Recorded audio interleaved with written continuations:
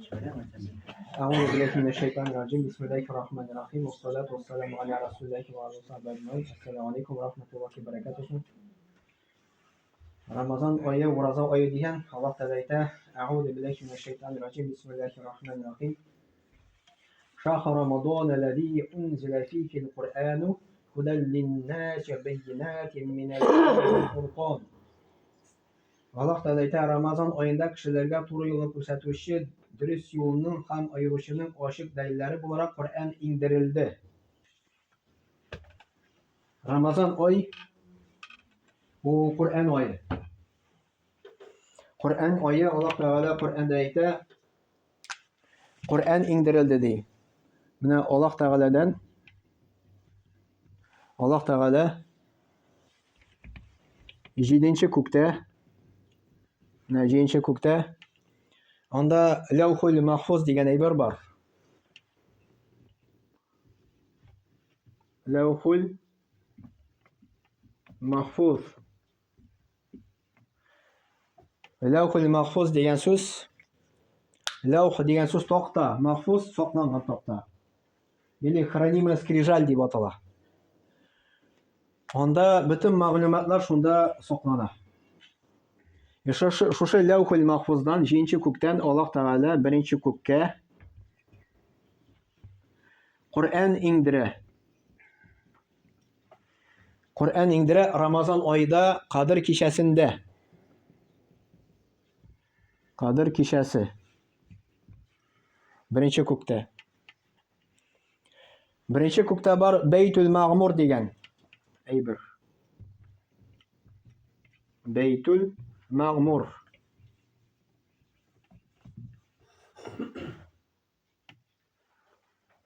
Şuşa Beytul Ma'murda ferişteler onda tavaf kılarlar. Yani kişilerden Kabe'tullah var Mekke'de. Onda tavaf kılabız. Hoş kılgandayım. Feriştelerden 1. kukta var Kabe'tullah. Şunda eğleneler, tavaf kılarlar. Muhammed Peygamber sallallahu aleyhi ve sellem aytdı, kun sayın diye şuşunda 70.000 ferişte kiradi, kun sayın. To есть tiri birisi de eğlenip koymaydı. To есть şu hatlı ku ferişteler, şu kun sayın şunda 70.000 ferişte kirip durar. Yani Allah Teala bir Kadir kişisinde şu 2. kuktan 1. kukka Kur'an indirdi sразу же. И şu 1. kuktan Cibrail ferişte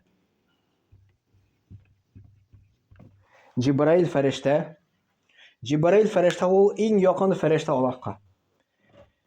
Ferişteler boyunca Allah Teala Kur'an'da ayette onların 2, 3, 4 kanatları vardı. Ama Peygamber Muhammed sallallahu aleyhi ve sellem Cibrail feriştenin 600 kanatı vardı. Her kanatı ufukunu yabadı.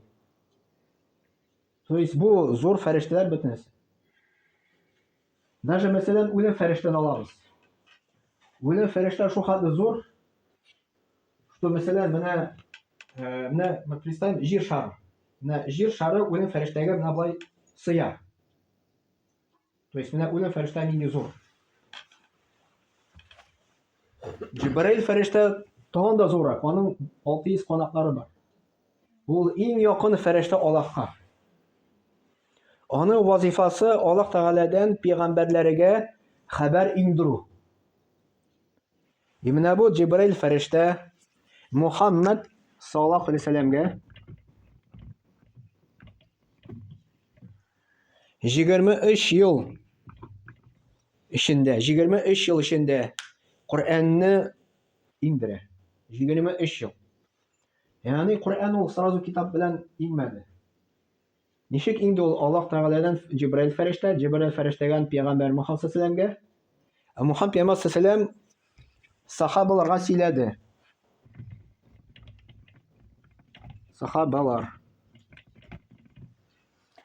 Sahabalar o kim bular? Muhammed Peygamber sallallahu aleyhi ve sellem vakitinde yaşayan kişiler. Muhammed sallallahu aleyhi ve sellem'ni ko'rgan kişiler, tirikilish, iman keltirgan kişiler, imanda o'lgan kişiler. Bu sahabe diye ataladi. Yani kim Muhammed Peygamber sallallahu aleyhi ve sellem'ni ko'rdi, iman keltirdi, imanda o'ldi, o sahabe. Muhammed Peygamber sallallahu aleyhi ve sellem sahabalarga söyledi. Алар аны ятладылар. Ятладылар. Яздылар.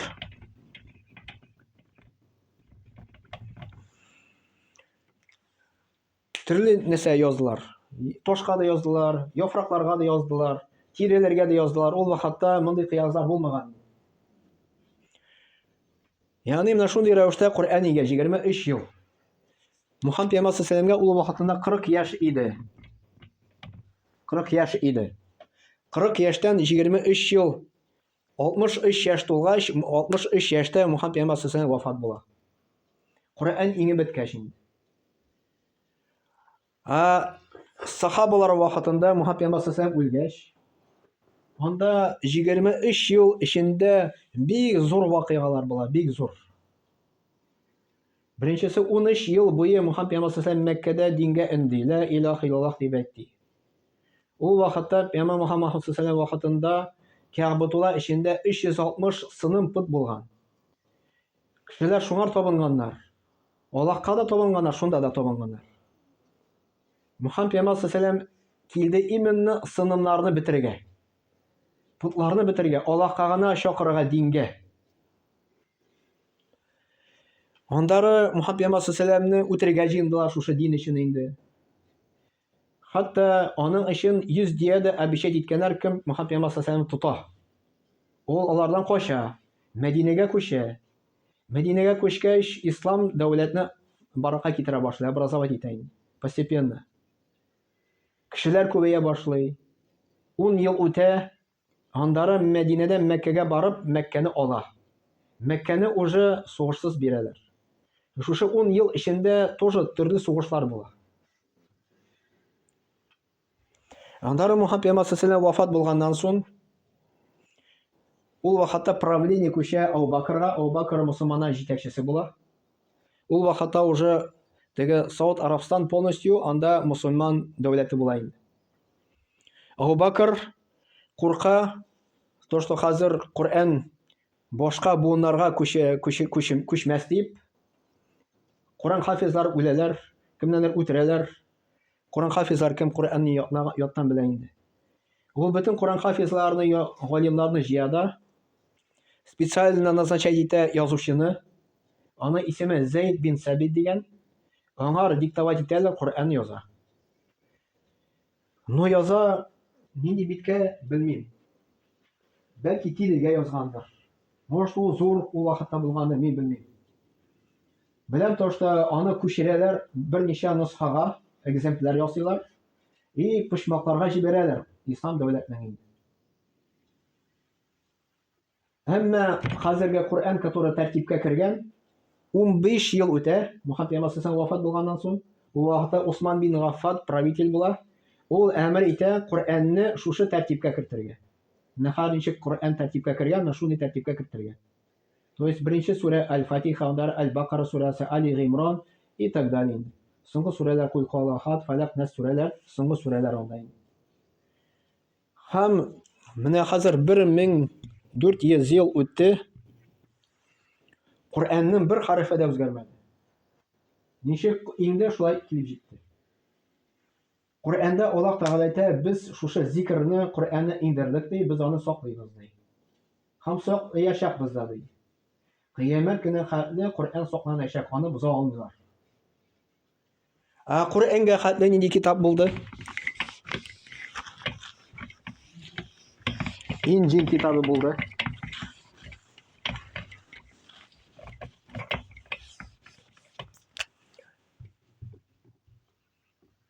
Инҗил китабы. Андары Таурат китабы бар. Өченчесе Забур китабы бар. Дүртенчесе Коръән китабы бар. Коръән китабы инде Мөхәммәд саллаллаһу алейһи ва саллямга. Забур инде Дауд пәйгамбәргә. Таурат инде Мусага. Инҗил инде Гыйсага.